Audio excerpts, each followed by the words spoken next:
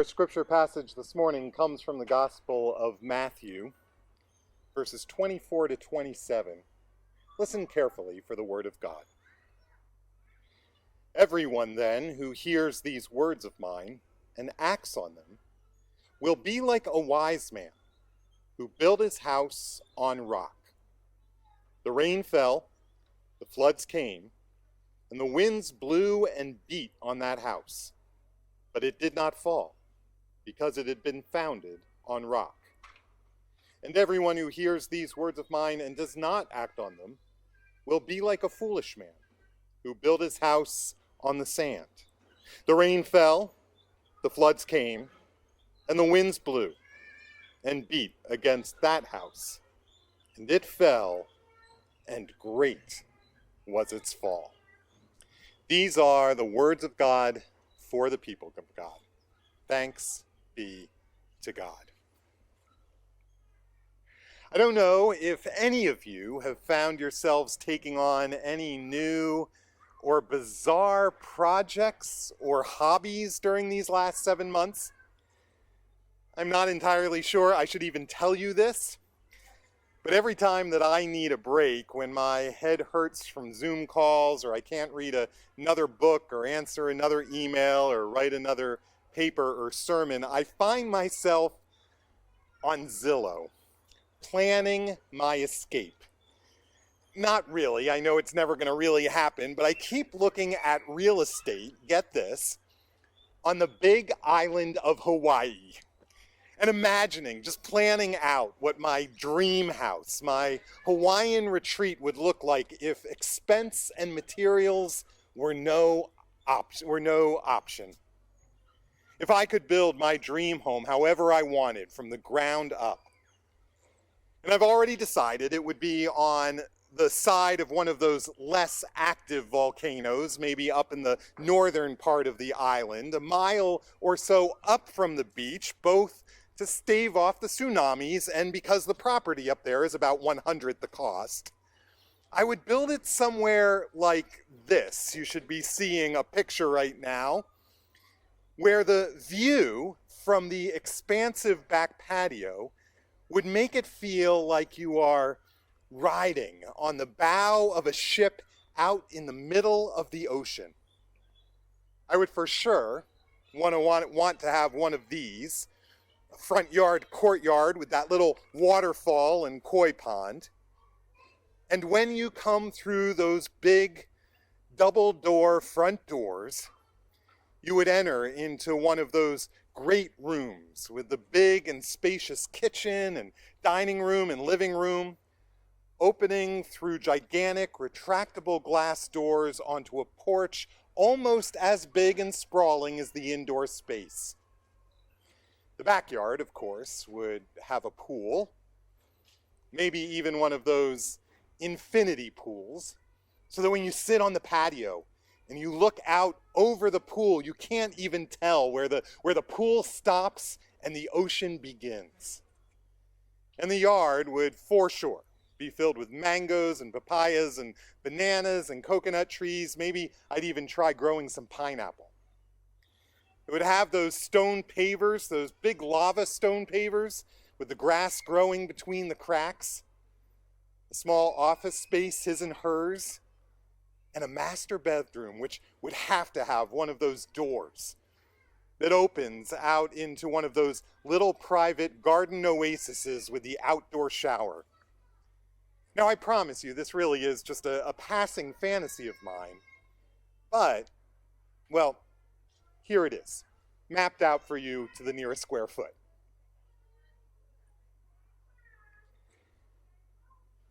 Now, why would I humiliate myself by sharing all of this? Because the truth of the matter is, my friends, we are all building a house. This house, which is our life. How many times over the last 7 months have you caught yourself saying, once this is all over, once this is all over, things are going to be different.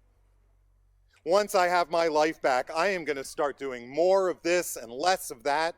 I'm going to spend more time on the things that matter and less time on the distractions and the nonsense that mean nothing to me. Have there been moments or glimpses these last 7 months when you've thought, if there's nothing else that all this craziness is doing, it is at least helping me to see what is actually important in life? It's making me realize that nothing is guaranteed, that life is way too short, that I better start living the life that I want now, because any day I could take a test and get a diagnosis and it could all be over. Each one of us is building a house, and it better be our dream house, because most of the time it's the only one we are ever going to get to build. It's interesting, so often when Jesus tells a parable, he'll tell two stories side by side, comparing and contrasting and asking us to ponder the similarities and the differences. It's important to remember where this story is located in Matthew's gospel. It comes immediately after the Sermon on the Mount. Jesus' magnus opum on how to actually live out this faith in the real world. So after bending their ears with this whole operational instructions for the human soul thing, judge that you be not judged, turn your cheek, love your enemy, don't be anxious about anything, Jesus says this. He says, everyone who hears what I'm saying here and actually does it, actually puts it into practice, is like a wise builder who's building a house. And then he goes on to compare and contrast these two builders.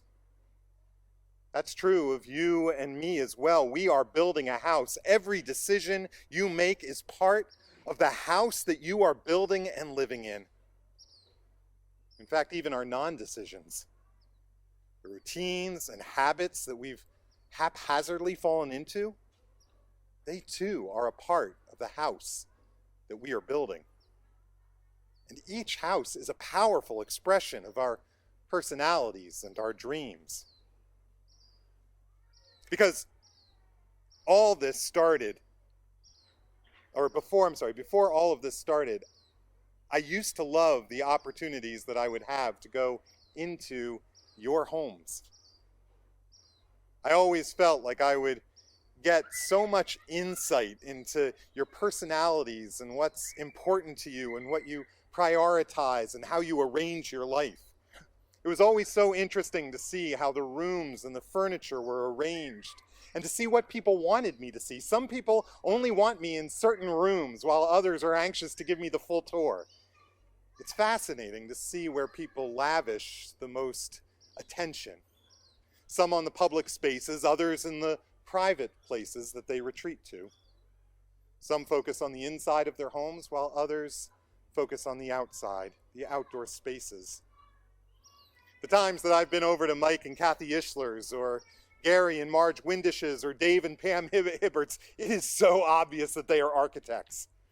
The way that they make the most of every nook and cranny, so intentional about the way that the spaces fit together and flow into one another. Or you go over to the Lamonicos and you see that wall of pictures, their family photos through the years that are all up and down that staircase of theirs. And I don't think it is any coincidence that that staircase physically is smack dab in the center of their house. Same way that their commitment to family is smack dab in the center of their lives. Or else you go over to Ruthie's, or Catherine and Glenn's, and everything about their homes screams hospitality and their love for gathering and hosting people. These two men are building a house. It also says that both have heard Jesus' words. It's not like one is going to church and the other one isn't. They're both there. And then the storms come. We know something about that, don't we? Do you notice how matter-of-factly Jesus talks about the storms? It's not like one gets the storms and the other one doesn't. The storms come for all of us. It is as certain as life itself. In fact, Jesus uses the exact same phrase when describing the two storms. The rains came, the streams rose, the winds blew and beat against that house. The storms are a part of life. It doesn't matter if you are a person of faith or not. In fact, we need to be careful of those who seem to imply that if you become a Christian, if you allow God into your life, that somehow God is going to keep you safe and trouble-free. There's one thing that the last 7 months have taught us, it's that that is untrue. The storms come for all of us, with or without God. What Jesus says is that the difference between these two men, what makes one wise and the other a moron, and I really mean no disrespect by that, because literally he says moron. The Greek word here that he uses for fool is the Greek word moros, where we get our word moron from. The difference for Jesus is their foundations. The wise man's was built on the rock, and the foolish man's, or the moron's, was built on the sand. Now, it's important for us to understand that this image, this analogy, would have been really easy for people to grasp in Jesus' day. Back in ancient Palestine, even to this day, the countryside is mostly rocky and craggy, shrub-covered desert, kind of like out in Lancaster or Palmdale, or the drive up to Mammoth or Viermo. And crisscrossing throughout that entire area are these sandy, dry gullies, these dry stream beds that they call wadis, which remain dry 99% of the year, but were also used by caravans as roads for people to travel from place to place. And so if you were a merchant back in Jesus' day, it was always tempting to build your home down in those sandy gullies, the wadis, right there in the path of where everyone was going to be traveling. And your home would be safe, or at least for about 364 days a year. But every once in a while, living in the wadi meant that there would be a sudden cloudburst. And a few minutes later, a wall of raging water would be careening down the gully, sweeping away everyone and everything in its path. I don't know if you remember that moment on the Universal Studios tour when the water rushes through that town. It's kind of like that. Do you even remember what Universal Studios is? These wadis were sort of the Malibu hills of the ancient world. Enough said? So the man who had built his home on the wadi or on the sand would have it swept away, and he'd be scrambling up the walls of the gully like some drowned rat. But the wise man who had built his house up on the rocky outcropping above might be a bit lonelier, but he would be safe. It's easy when you and I are creating our homes around us to get so busy choosing the furniture and the color of the walls and the artwork and decorations, the stain on the kitchen cabinets, to not be overly concerned with the foundations. I mean, think about it. When was the last time that you walked into someone's home and said, "Wow, that is some slab you got"? And yet any builder will tell you that the foundation of the integrity of your foundation is absolutely critical. Especially if you want to stay in your home very long, if you want your house to last through the storms, through the pandemics, through the protests and the politics and the presidential elections. Because there is an outer you, and then there is the inner you. And the outer you may be dying a little bit more each and every day, but the inner you can be renewed day by day. In this house that you are building, there's the rooms and the paintings and the furniture that you're choosing. But then there is the foundation, the thing that all the rest of it is built upon. Have you ever stopped to think that maybe these last 7 months are giving us all a once-in-a-lifetime opportunity to start all over? A chance to rebuild our lives from the ground up? Usually when we get the sense that something needs to change in our house, the best we can ever hope for is to swap out an old sofa or maybe remodel a bathroom or get some patio furniture or repaint our kitchen a new color. But for all the pain and the anxiety and the stress and uncertainty and sadness that these months have caused, may have also given us a chance here to really rebuild our entire house from the studs up, to keep the things that we want to keep, the things that bring real happiness and joy and contentment and satisfaction, to pull out to the curb all the stuff that has just gotten in the way and held us down and held us back from the dream house, this dream life that we want. If you were starting all over and rebuilding your life, your dream house from the ground up, what would it look like? What would you include? And maybe even more importantly, what would you leave out? If you were starting all over, tabula rasa with a clean slate, what role would your family play in this new dream life of yours? How about your work or your career and your friends? Which things would you want more of and less of? What about your diet and exercise and the sleep you get at night? And what about the time you spend outdoors and enjoying the world and those around you? Perhaps most importantly, what role would your faith play in this dream life of yours?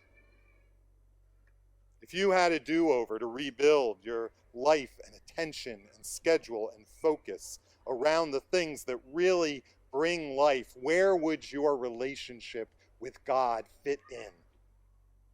What kind of spiritual being would you want to be? Would you want your spiritual life to be the first thing you thought about when you woke up in the morning and the last thing on your mind when you went to bed at night? And since we're asking, how about the church? Is there something that this place, this family, this intentional spiritual community brings into your life that makes it richer and sweeter and better? Things that you couldn't get anywhere else in your life. Well, today we begin our 2020 stewardship season. That time of the year when we are asked to take some time to step back and take inventory, to really think about the house that we are building and the kind of life we want to live. Stewardship affords us a poignant opportunity to remember what is most important, to evaluate the priorities and the central commitments of our lives, while reflecting on the role that we are being called to play in the life and the ministry of this beloved church, to keep this dream and this community alive. When we get to the end of our life, and I think that might be a lot easier these months than it's been in the past, and we look back, what are the things we're going to want to have spent our time on, to have put our energy into? What are the commitments that make life rich and meaningful and joyful and purposeful and truly satisfying? I know I say this every year and I'm sorry, but this is going to be such an important stewardship season this year. Thanks to some very special gifts we've received, a PPP grant from the government, and being careful with every penny, we've managed to keep on top of our finances so far. But we are under no illusions. We don't have visitors coming through our doors each Sunday. People have drifted away who are not joining us online on Sunday morning. Some are frustrated that we see the same kinds of divisions that are roiling our community seeping inside of the church. If there was ever a time when we need you, when we need the church, when we need Jesus to center us and help us put love and grace and forgiveness and hope into the center of our lives, it would be right now. Because we are all building a house from the ground up together. And we don't need to see everything eye to eye in order to make it a beautiful place to live. In fact, I believe it'll become that much more beautiful because we are bringing all of our tastes and styles and preferences and outlooks and opinions. we can learn, all of us, to keep Jesus Christ as the foundation of this house, we can have our dream house. And all of the differences will just make it amazing. Please join me in prayer. God, in the midst of all of this chaos and confusion which is our world right now, we invite you to come and grab us, to seize us and claim us. Give us your vision for what this dream home of our lives might look like, this dream home of your church. Sweeten our spirits. Overwhelm us with your love. Even in our differences, remind us that this is your church and that we have been set aside as a holy people to love and forgive one another, to build not just a holy life, but a holy nation and a holy world and a holy church. Teach us through one another what that really means. Amen.